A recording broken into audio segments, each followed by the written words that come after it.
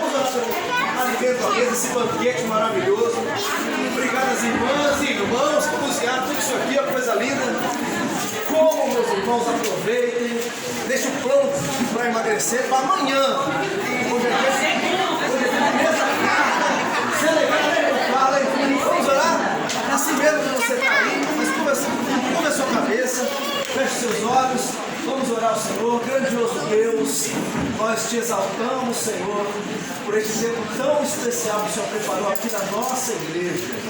Ó Deus, te agradecemos e louvamos por esse ano que se inicia, que seja um tempo de bênção, ó Deus, em nome de Jesus, na vida de cada pessoa que está presente aqui. Te louvamos pelo alimento à mesa, resultado da graça, do cuidado, da bênção e provisão do Senhor sobre a nossa vida.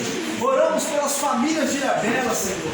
Providencia um tempo de alegria para cada um, para que nesse tempo lembrem-se das bênçãos do Senhor, pelo ano que se passou, e a esperança de um ano melhor na tua presença. Te louvamos e agradecemos em nome de Jesus. Amém.